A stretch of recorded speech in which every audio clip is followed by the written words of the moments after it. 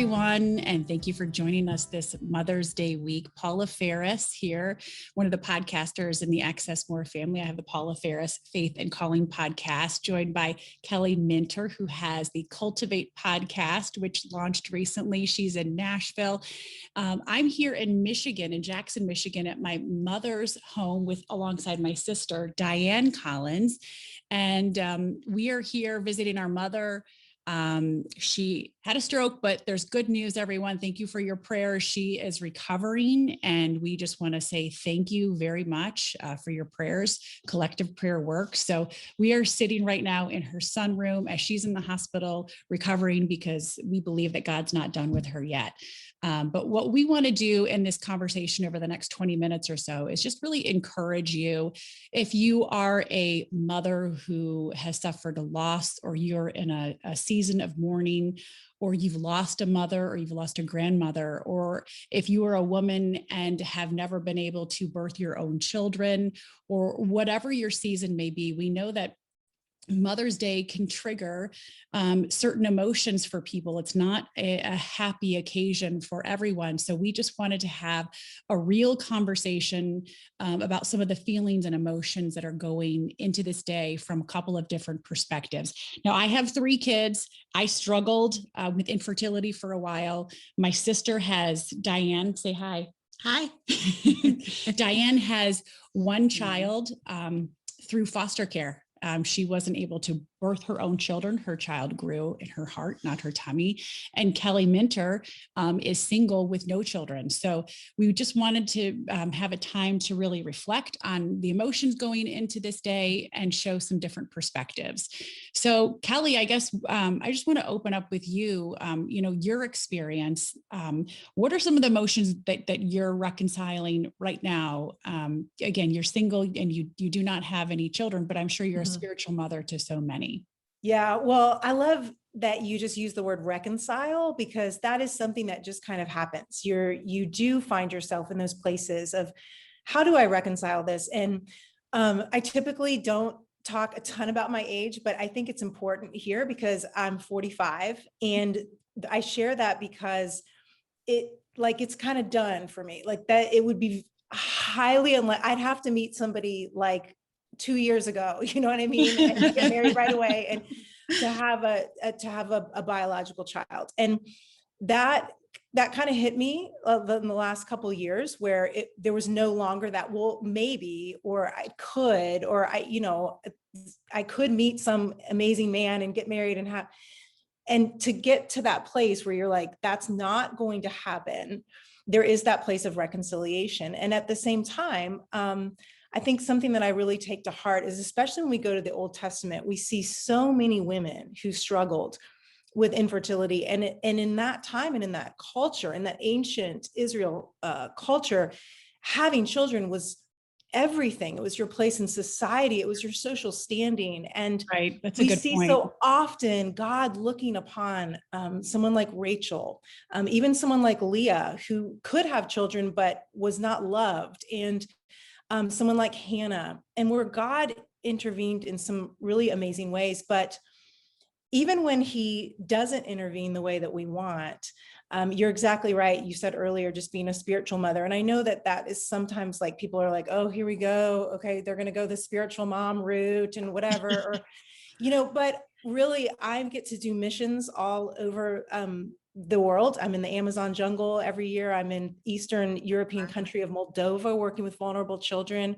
often. And then I've got 6 nieces and nephews that are, 3 of them live right down the road, and they're very integral to my life. And I have a very special role with them that I've always taken it seriously, but I'm really, even from a spiritual and investment and legacy perspective, realizing that this is who God has given me. And I would not be able to have the place that I have internationally and here if I had a family of my own. So there's more to say about that. I don't want to eat up our time, but that's just kind of where I'm at. Do you struggle when people say you're a spiritual mother? Because, you mentioned, oh, are we going to go there again? Do you still feel like you want to adopt, or are you content? Do you feel like this is where God's placed you to be able to go to the ends of the earth and to be a mother on the mission field to so many that maybe someone like I wouldn't have the capacity to do. Do you feel like there's something else, or are you content with where God has placed you right now and the circumstances of your life? No, that's a great question. I am really fulfilled. That doesn't mean that there aren't yearnings. That doesn't mean that I am not keenly aware of what I don't have. I think that I think we do it a disservice if we're like, oh, but this is so great. And no, there's loss. I mean, there's loss here. There's a void here, but holding that tension, no, it doesn't offend me in the least. I love the idea of being a place for people. I love being the fun aunt. I love that. I just saw my niece that she's 4 and she's like, what did you bring me? And because I always have a treat in my pocket for her, you know, and I want her parents can't do that, but I will give her chocolate every single time I see her, you know? And so, no, I'm very content, and the Lord has just lavished me with these relationships, but we do have to lean into them. And I think that there was a time that I was like, I was looking over here, and there is this place of surrender where we go, okay, Lord, if this is what you have, then I'm going to lean into it and I'm going to be faithful. Yeah. I think you just brought up a really important distinction, that you can be content, but you can still have those feelings of loss. Mm-hmm. They're not mutually exclusive. Those two feelings can be reconciled together. So Diane, are you going to talk about your age? Because I'm 45, Kelly's 45. She looks great, by the way. She's my older sister. You guys both look amazing. She's the inverse. So if I'm 45, she is. No way. I know. Honestly. I don't know way. Loud. She definitely took all the good genes. Diane, your hair is like, come on. That's COVID and not going to get my hair. No, but I mean, it's like, it's looking good. It's looking really good. It's youthful hair. I'm envious of that. I think a lot of women can find refuge and comfort in Diane's story. And I don't want to give it all away. But you got remarried. So you get remarried and you want to start a family. You got remarried later in life, wanted to have a family, had a miscarriage, but weren't able to get pregnant again. And then you decided to adopt through foster care. So I don't want to steal your thunder. I want you to tell your story. I was 38 when I got married to my husband, and he was going through a residency program, which was very stressful, and it wasn't time to have children, but my clock was ticking. And by the time I was 40, we were like, okay, we're going to try. And I did get pregnant, and I miscarried, and it was the loss of way more than a baby. It was the loss of a dream and this life I had been planning, and that we had been planning together, and we both mourned it together. And we had thought about adoption in the past as just this, really nice, heroic idea, doing something that God would want people to do for orphans in society, but we never really looked at it personally for us. And when it really came down to the point of my age, and that we were starting to go through all these infertility treatments and it wasn't working. Actually, what really happened to me, I was on my way to one of the infertility treatments I was supposed to receive. And I distinctly remember God sort of, not in an audible voice, but just really strong in my heart, telling me, this is not how you're going to have your baby, Diane. Mm-hmm. This is not how I'm going to give you a child. Mm-hmm. And I went to the doctor's office anyway. And I wasn't surprised then when it didn't take, but we really seriously needed to start considering adoption. And because we went into the foster care way of doing that, because we really wanted to help a child that was in our community, that was already here. It ended up being a very redemptive thing in the end, because we needed a family and she needed a family. Mm. And God just put us together. She was 22 months old when she came to us, and it was another year and a half before the adoption was final. And it happened quickly for you. Yes, it did. I got a call at like 10-ish in the morning. Luckily, I'd just gotten out of the shower, so I got the call because they tried to call someone else. But we had not fully been licensed as foster care parents. We'd gone through all the training, but we were waiting for our license to come through. And they said, Wow. "We have a little girl that needs a home today." Wow. So Wow. I called my husband at work. We got on a conference call.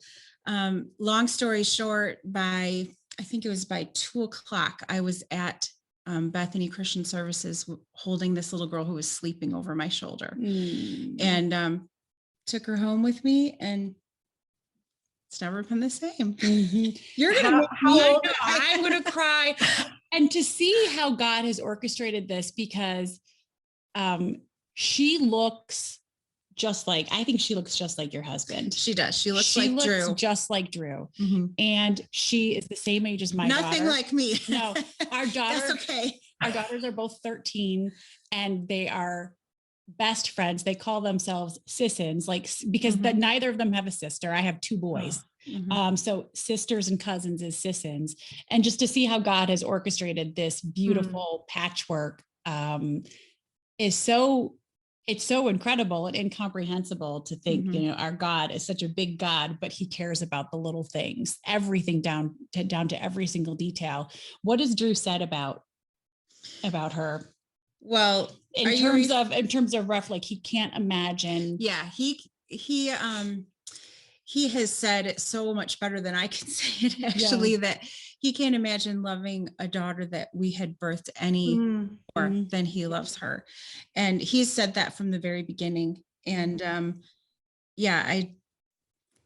right now, I don't even really think about being an adoptive parent anymore. I just think about, you know, I'm a mom and she's my daughter. It just doesn't even really occur to me that much that it didn't happen in the natural way. You know? I want you to talk in a minute, not just yet, but I want you to talk about how it was difficult to bond with her, because I think if you fostered a child to adopt, or if you've decided to go down that road, or even I've had friends who have had a hard time bonding, or they had the child and they suffered postpartum depression, and they were like, what's wrong with me? Why do I not want to be with my child? I want to touch on that in a second, but Kelly, have there been moments where, and I think it's okay to be angry with God. I think it's okay to say, God, what are you doing? Why did you choose this path for me? How have you been able to have those conversations with God? What have they sounded like? How have you worked your way through them? And maybe I should just ask you in general, have you been angry with God? Because this is the path that he chose for you. Yeah. Yes, I think for sure. I mean, there have definitely been those times, and angry, that's kind of like my go-to emotion, which I'm not thrilled about, but that's kind of the thing that, like, right here, sister, I'm like, and so I've definitely had those places with the Lord. Recently, though, I've been more I've had more tears, and I'm thankful for that. I don't know that it matters one way or the other, but recently, just studying Hannah's life, even looking at, I love Sarah and Abraham. And when Abraham's like, come on, we already have Ishmael, Lord, just bless it. Just put your hand of blessing over that. Like, let's just go with what we've got. And he's like, I have something different for you. And just kind of working through those texts, and just their tears of, I think, grief, but also tears of, at this point in my life, of joy and gratitude of, like, Lord, you have my story. And I think that's the thing. Just even Diane, listening to your story, I was thinking, oh, okay, I wonder if you had to go back 13 or 14 years ago, would you say, oh, I want to have a child naturally? Or, and it's like, was so obvious in your story that you're so thrilled that the Lord did it this way. Yep. And while there might still be loss in that, I think for me, I'm just really coming to grips with the relationships that I do have, and the investment that I am able to make, and how sweet it is. And so there's tears of sadness and tears of like, wow, Lord, you have me. And my life is not wasted. And I can still be nurturing and all the things that motherhood brings. There's still ways to do that and to be that and to be in a special thing. So I'm glad you asked that. Yeah, I've definitely had my moments for sure. And I think too, my story, my husband and I were together for, let me see, we were together since 1996. We had our first child in 2007. So we struggled with infertility for a while, but out of nowhere, we were able to get, like, I still don't know how we got pregnant with Caroline. Cause I think we know how it happened. Like we were married 7 years. We'd been together, 11 by the time she was born. And everyone around me was having children, and I had a miscarriage, had Caroline, and then we went on to have 2 more children. So I have 3 children. I have a girl and I have 2 boys, but I've also had 3 more miscarriages since my youngest was born. I'm 45 and I wanted to have 1 more. I'm the youngest of 4. And so I always thought I've got to have 4 kids, right? I'm missing out on myself. There you go. I've had 3 miscarriages in the last 3 years. And so I've had 4 total. And I just want, my message to anyone that's suffered a miscarriage is that, it's normal and it's not your fault.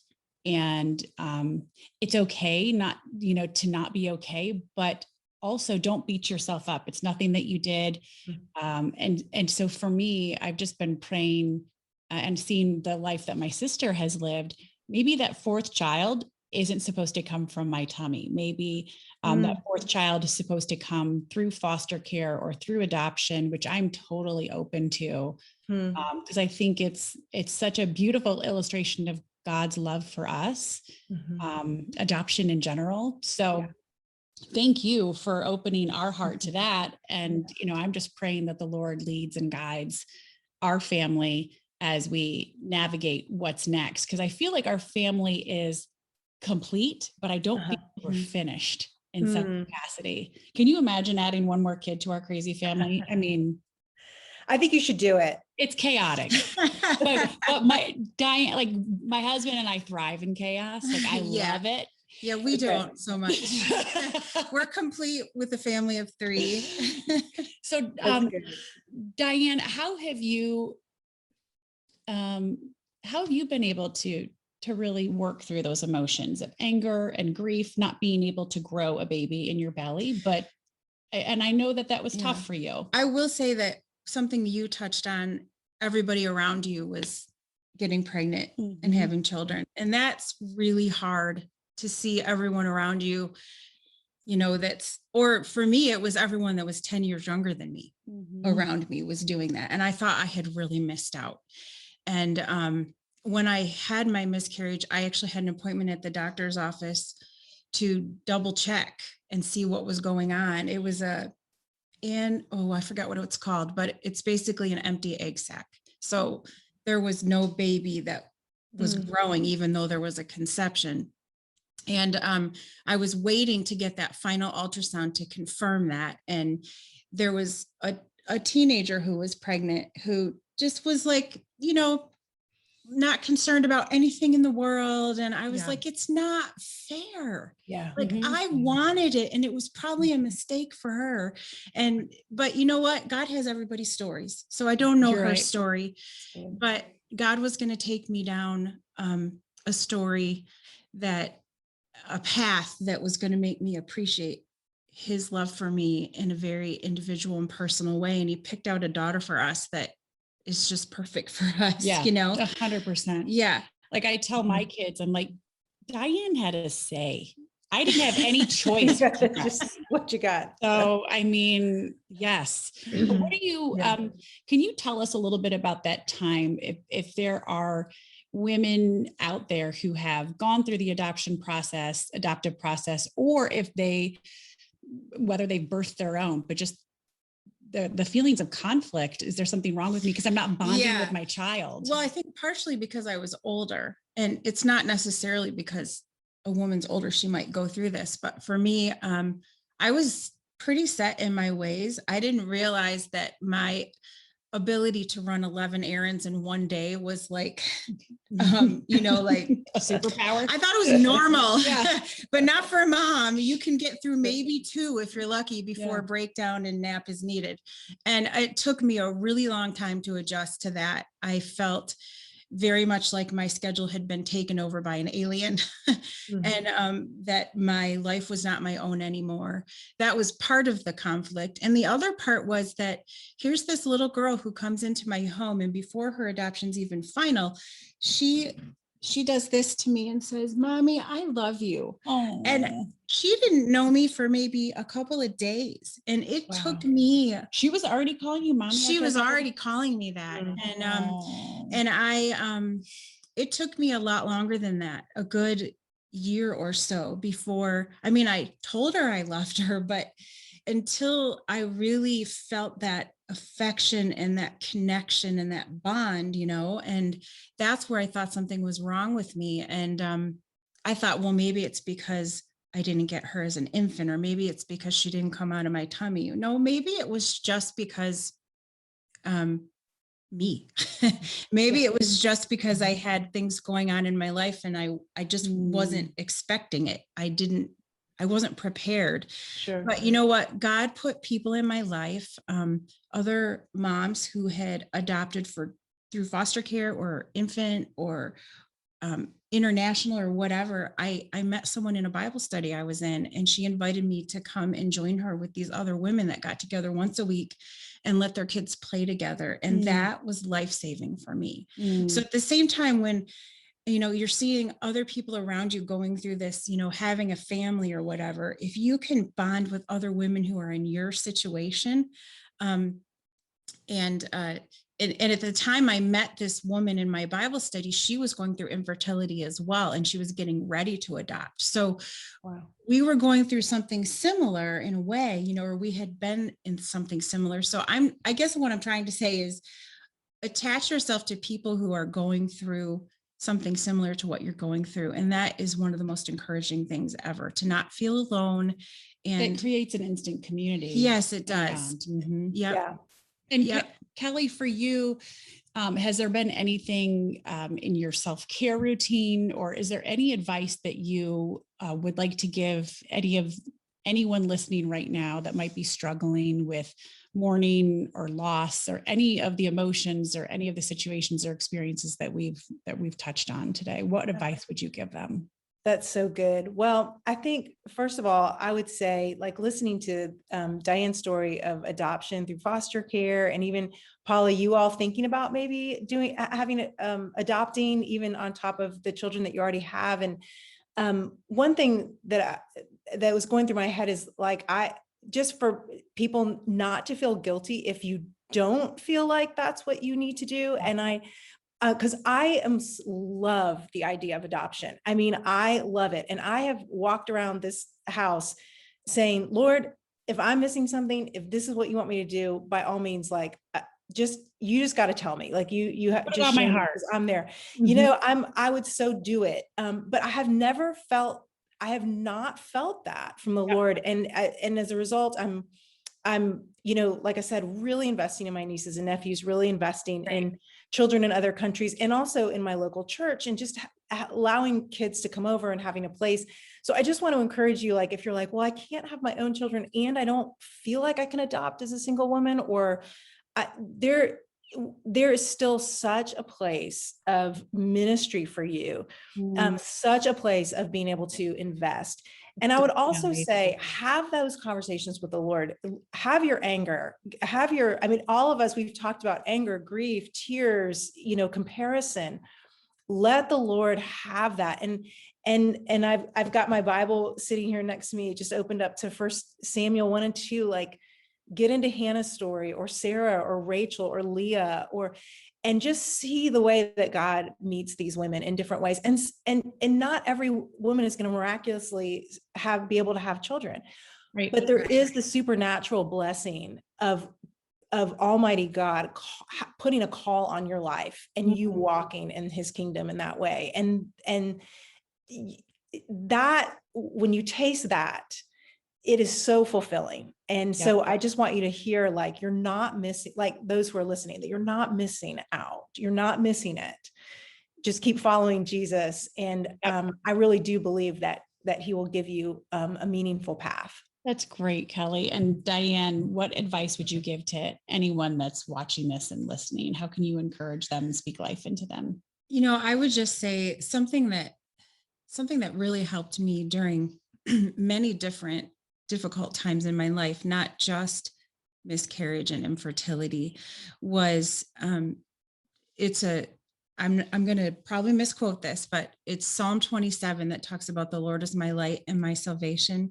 And at the very end, it says, I am confident of this, that I will see the goodness of the Lord in the land of the living. Know that if we believe in him and we follow him, that he's going to take us to heaven, to a better place. But what we don't think about is that we can have confidence that he has good things for us here. Yes. And that he knows us so personally that he will find good things for us to do and to be showered with, that are just for us right here. Yeah, that's really good. In every season.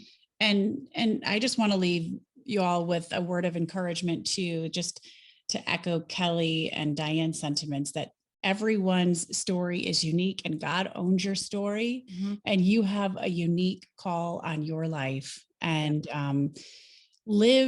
stay in your lane. Don't compare yourself to other people. There's only one you. There's only one you that has a unique fingerprint, earprint, DNA code, and God has something special planned for you. But just get out of that lane of comparison. It's so easy to get sucked into that.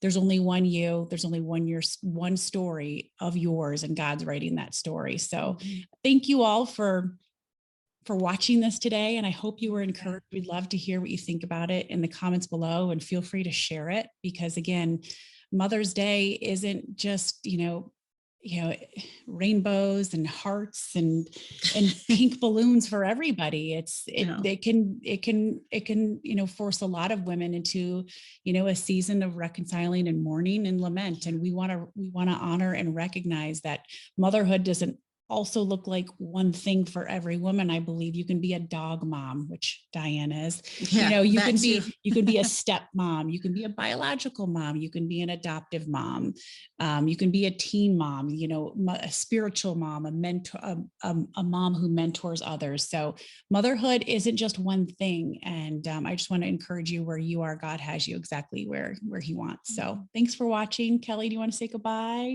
Thank you guys so much. It was so fun to be with everybody. Yeah, it was great to be with you. And you bring gifts for your niece. Maybe when we see one another, you can bring me some treats. Okay. There we go. I've got my Cadbury eggs like ready to go for you. So. All right. God bless you, Kelly. And God bless everybody for watching. We really appreciate it. Happy Mother's Day. Happy Mother's Month. Okay. You are special and unique, and there's only one you.